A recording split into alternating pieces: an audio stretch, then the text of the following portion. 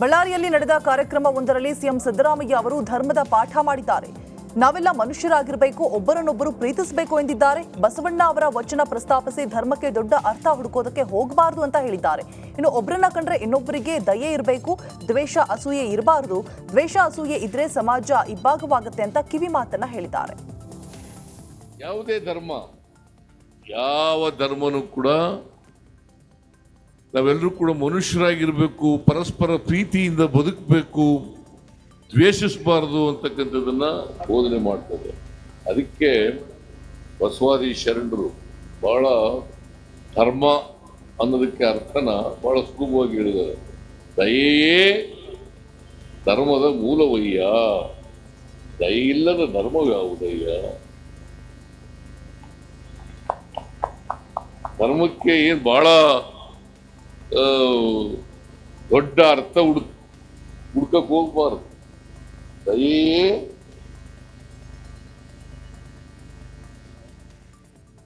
ದಯೆಯೇ ಧರ್ಮದ ಮೂಲವಯ್ಯ.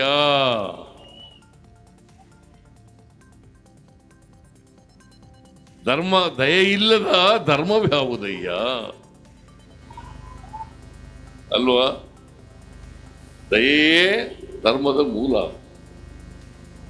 ಅದರಿಂದ ನಾವೆಲ್ಲರೂ ಕೂಡ ಒಬ್ಬರನ್ನ ಕಂಡ್ರೆ ಇನ್ನೊಬ್ಬರಿಗೆ ದಯೆ ಇರಬೇಕು. ಪ್ರತಿಯೊಬ್ಬರನ್ನು ದಯೆಯಿಂದ ನೋಡಬೇಕು, ಕರುಣೆಯಿಂದ ನೋಡಬೇಕು, ವಾತ್ಸಲ್ಯದಿಂದ ನೋಡಬೇಕು, ಪ್ರೀತಿಯಿಂದ ನೋಡಬೇಕು. ಜೆಡಿಎಸ್ ಪಕ್ಷದಲ್ಲಿ ಸ್ವಲ್ಪ ಅಸಮಾಧಾನ ಇರೋದು ನಿಜವೆಂದು ಮುಳಬಾಗಿಲು ಶಾಸಕ ಸಮೃದ್ಧಿ ಮಂಜುನಾಥ್ ಹೇಳಿದ್ದಾರೆ.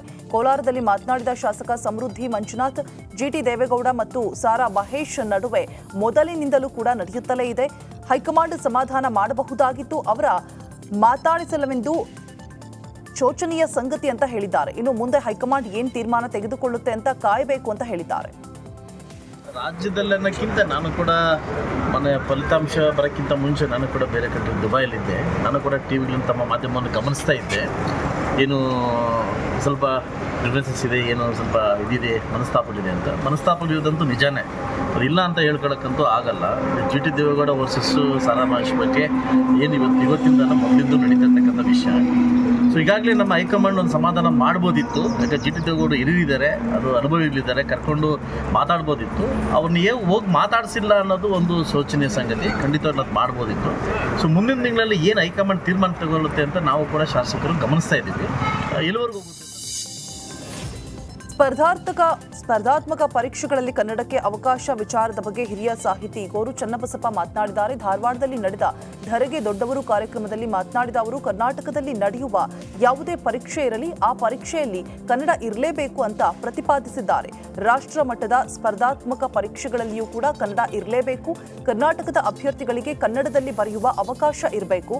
ಅದು ಕೈಬಿಟ್ಟು ಹೋಗಿದ್ದರೆ ಸೇರಿಸಲು ಒತ್ತಾಯವನ್ನ ತರ್ತೇವೆ ಅಂತ ಹೇಳಿದ್ದಾರೆ. ಉದ್ಯೋಗಕ್ಕೆ ಸಂಬಂಧಪಟ್ಟಂತಹ ಯಾವುದೇ ಸ್ಪರ್ಧಾತ್ಮಕವಾದಂಥ ಪರೀಕ್ಷೆಗಳಿರಲಿ, ಅಲ್ಲಿ ಕನ್ನಡಕ್ಕೆ ಸ್ಥಾನಮಾನ ಬೇಕು. ಮತ್ತು ಕರ್ನಾಟಕದಲ್ಲಿ ನಡೆಯುವಂಥ ಯಾವುದೇ ಪರೀಕ್ಷೆ ಇದ್ದರೂ ಕೂಡ ಅದು ಪೂರ್ಣ ಕನ್ನಡದಲ್ಲಿರಬೇಕು. ಮತ್ತು ರಾಷ್ಟ್ರಮಟ್ಟದ ಸ್ಪರ್ಧಾತ್ಮಕ ಪರೀಕ್ಷೆಗಳಲ್ಲಿ ಕೂಡ ಕನ್ನಡದ ಭಾಷೆಗೆ ಆದ್ಯತೆ ಕೊಡಲಿಕ್ಕಾಗೋದಿಲ್ಲ. ಅಲ್ಲಿ ಬೇರೆ ಬೇರೆ ಭಾಷೆಗಳಿರ್ತದೆ. ಆದರೆ ಕರ್ನಾಟಕದಲ್ಲಿರ್ತಕ್ಕಂಥ ಅಭ್ಯರ್ಥಿಗಳಿಗೆ ಕನ್ನಡದಲ್ಲಿ ಬರೀಲಿಕ್ಕೆ ಅವಕಾಶ ಇರಬೇಕು. ಒಂದು ವೇಳೆ ಅದನ್ನು ಕೈಬಿಟ್ಟು ಹೋಗಿದರೆ ಅದನ್ನು ಸೇರಿಸಿ ಅಂತ ಒತ್ತಾಯ ತರೋಣ. ಉದ್ಯೋಗಕ್ಕೆ ಜೆಡಿಎಸ್ ಶಾಸಕ ಸಮೃದ್ಧಿ ಮಂಜುನಾಥ್, ರಾಜ್ಯದ ಉಪಚುನಾವಣೆ ಫಲಿತಾಂಶ ಜೆಡಿಎಸ್ ಶಾಸಕರ ಮೇಲೆ ಪರಿಣಾಮ ಬಿದ್ದಿಲ್ಲ ಅಂತ ಪ್ರತಿಕ್ರಿಯೆ ಕೊಟ್ಟಿದ್ದಾರೆ. ಕೋಲಾರದಲ್ಲಿ ಮಾತನಾಡಿದ ಅವರು, ಕಳೆದ ಲೋಕಸಭೆ ಚುನಾವಣೆ ಬಳಿಕ ಹಾಗೂ ಎಚ್ಡಿಕೆ ಕೇಂದ್ರ ಸಚಿವರಾದ ಬಳಿಕ ಶಕ್ತಿ ಬಂದಿರೋದು ನಿಜ. ಉಪಚುನಾವಣೆಯಲ್ಲಿ ಸೋತ ಬಳಿಕ ಎಲ್ಲವೂ ಕೂಡ ಮುಗಿಯಿತು ಎಂದಲ್ಲ. ಇವತ್ತು ಬಿದ್ದಿರಬಹುದು, ನಾಳೆ ಎದ್ದೇಳ್ತೇವೆ. ರಾಜ್ಯದಲ್ಲಿ ಕಾಂಗ್ರೆಸ್ ಸರ್ಕಾರ ಇದೆ. ಇದು ಬೈ ಎಲೆಕ್ಷನ್ ಆಗಿತ್ತು, ಅಲ್ಲದೆ ಖರೀದಿ ಮಾಡುವ ಚುನಾವಣೆ ಇದಾಗಿತ್ತು ಅಂತ ಹೇಳಿದ್ದಾರೆ. ಈ ಒಂದು ಎಲೆಕ್ಷನ್ ಸೋತ ತಕ್ಷಣ ಅದೇನು ಕುಗ್ಬಿಟ್ಟಿದ್ದೀವಿ ಅಂತ ಅದೇನು ದೊಡ್ಡ ವಿಷಯ ಅಂತಲ್ಲ. ನಾಳೆ ಎದ್ದು ನಿಲ್ತೀವಿ. ಸರ್ಕಾರ ಇದೆ, ಉಪಚುನಾವಣೆ, ಬೈ ಎಲೆಕ್ಷನ್, ನಿಮ್ಗೆ ಗೊತ್ತಿರ್ಬೋದು, ಖರೀದಿ ಮಾಡೋ ಎಲೆಕ್ಷನ್ ಖರೀದಿ ಮಾಡಿದ್ದಾರೆ. ಸೊ ಮುಂದಿನ ದಿವಸ ಕೂಡ ನಾವು ಕೂಡ ನೋಡ್ಬೇಕು ಯಾವ ಹಂತಕ್ಕೆ ಏನು ನಿರ್ಧಾರ ತಗೊತಾರೆ, ಹೈಕಮಾಂಡ್ ಏನು ನಿರ್ಧಾರ ತಗೊತಾರೆ, ಸಂಘಟನೆ ಚೇಂಜ್ ಮಾಡ್ತಾರೋ, ಸ್ಟ್ರಾಟಜಿ ಚೇಂಜ್ ಮಾಡ್ತಾರೋ, ಇದೇ ರೀತಿ ಹೋಗ್ತಾರೋ ಅನ್ನೋದನ್ನು ನಾವು ಕೂಡ ಕಾದು ನೋಡ್ತಾ ಇದ್ದೀವಿ. ಈ ಒಂದು ಎಲೆಕ್ಷನ್ ಸೋತ ತಕ್ಷಣ ತಾರತಮ್ಯ ಅಸಮಾನತೆ ನಮ್ಮಲ್ಲಿರುವ ಜಾತೀಯತೆಯಿಂದ ಬಂದಿದೆ ಅಂತ ಸಿಎಂ ಸಿದ್ದರಾಮಯ್ಯ ಹೇಳಿದ್ದಾರೆ. ಬಳ್ಳಾರಿಯಲ್ಲಿ ಕಾರ್ಯಕ್ರಮವೊಂದರಲ್ಲಿ ಮಾತನಾಡಿದ ಅವರು, ನಾನು ವಿದ್ಯಾವಂತನಾಗಿದ್ದರೆ ಇಲ್ಲಿ ನಿಂತು ಸಿಎಂ ಆಗಿ ಮಾತನಾಡೋಕೆ ಆಗ್ತಿತ್ತಾ ಅಂತ ತಮ್ಮ ಬಾಲ್ಯದ ದಿನಗಳನ್ನ ಮೆಲುಕು ಹಾಕಿದ್ದಾರೆ. ನಮ್ಮಪ್ಪ ವೀರ ಮಕ್ಕಳ ಕುಣಿತಕ್ಕೆ ಸೇರಿಸಿದ್ರು, ಅದನ್ನ ಬಿಟ್ಟ ಮೇಲೆ ಎಮ್ಮೆ ಮೇಯಿಸಲು ಹೋದೆ. ಶಾಲೆಗೆ ಸೇರಿಸುವಂತೆ ಮೇಷ್ಟ್ರು ಬಂದು ಕೇಳಿದ ಬಳಿಕ ನನ್ನ ಶಾಲೆಗೆ ಕಳಿಸಿದ್ರು ಅಂತ ಹೇಳಿದ್ದಾರೆ. ಒಂದು ವೇಳೆ ವಿದ್ಯಾವಂತನಾಗದೆ ಹೋಗಿದ್ರೆ ಇಲ್ಲಿ ನಿಂತ್ಕೊಂಡು ಮಾತಾಡಕ್ಕಾಯ್ತಿತ್ತ, ಮುಖ್ಯಮಂತ್ರಿ ಆಗಕ್ಕಾಯ್ತಿತ್ತ? ನಮ್ಮಪ್ಪ ಏನ್ ಮಾಡಿದ, ಎಷ್ಟು ಜನ ಗೊತ್ತಿದೆಯೋ ಗೊತ್ತಿಲ್ಲ, ನಮ್ಮಪ್ಪ ನನಗೆ ವೀರ ಮಕ್ಕಳು ಕುಣಿತಕ್ಕೆ ಸೇರಿಸ್ಬಿಟ್ಟಿದ್ದ. ನಾನು ಆ 2 ವರ್ಷಗಳು ವೀರ ಮಕ್ಕಳು ಕುಣಿತ ಕಲ್ತ್ಕೊಂಡು ಡ್ಯಾನ್ಸ್ ಮಾಡೋದು, ಅದು ಕಲ್ತ್ಕೊಂಡು ಅಕ್ಷರಾಭ್ಯಾಸ ಮಾಡಿದ್ದೆ. ಆಮೇಲೆ ಬಿಟ್ಟೋಯ್ತು ಅದು 2 ವರ್ಷಕ್ಕೆ ನಿಲ್ಲಿಸ್ಬಿಟ್ಟ ಅವನು. ಆಮೇಲೆ ನಾನು ಊರಿನಲ್ಲಿ ಎಮ್ಮೆ ಮೇಯಿಸಕ್ಕೆ ಶುರು ಮಾಡ್ಕೊಂಡ್ಬಿಟ್ಟಿದ್ದೆ. ಎಮ್ಮೆಗಳು ಮೇಯಿಸೋದು ನಮ್ಮ ಊರಿನಲ್ಲಿ, ನಮ್ಮ ಮನೆಯಲ್ಲಿ ಎಮ್ಮೆಗಳಿದ್ದು ಆ ಎಮ್ಮೆ ಮೇಯಿಸ್ಕೊಂಡು ಇರ್ತಿದ್ದೆ. ರಾಜಪ್ಪನ ಮೇಷ್ಟ್ರು ಬಂದರು. ರಾಜಪ್ಪ ಅಂತ ನಮ್ಮ ಊರಿಗೆ ಹೆಡ್ ಮಾಸ್ಟರ್ ಬಂದಿದ್ರು. ನಾನು 1ರಿಂದ 4ನೇ ತರಗತಿವರೆಗೂ ಓದಲಿಲ್ಲ.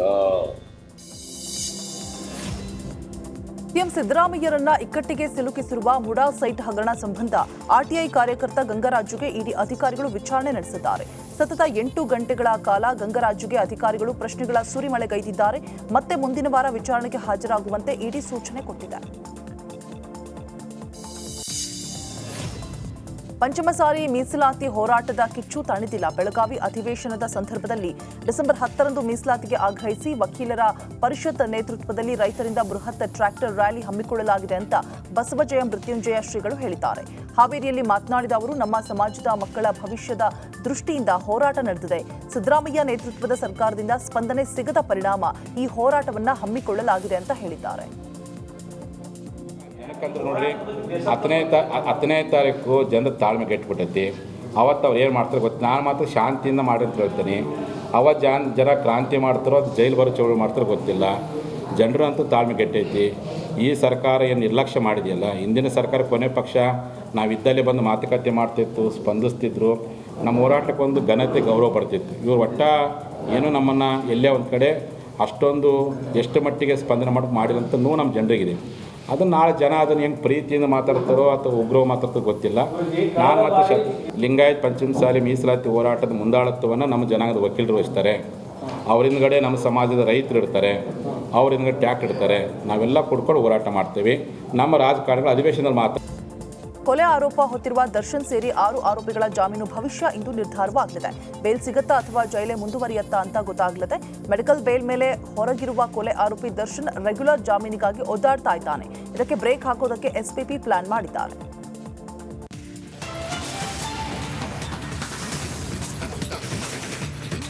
ಇನ್ನು ದರ್ಶನ್ ಸೇರಿ 6 ಜನರ ಬೇಲ್ ಭವಿಷ್ಯ ನಿರ್ಧಾರವಾಗಿದೆ. ಹೈಕೋರ್ಟ್ ಏಕಸದಸ್ಯ ಪೀಠದಲ್ಲಿ ಬೇಲ್ ಅರ್ಜಿ ವಿಚಾರಣೆ ಕೂಡ ನಡೆಯುತ್ತೆ. ಹೈಕೋರ್ಟ್ನಲ್ಲಿ ದರ್ಶನ್, ಪವಿತ್ರ, ಲಕ್ಷ್ಮಣ್, ಅನುಕುಮಾರ್,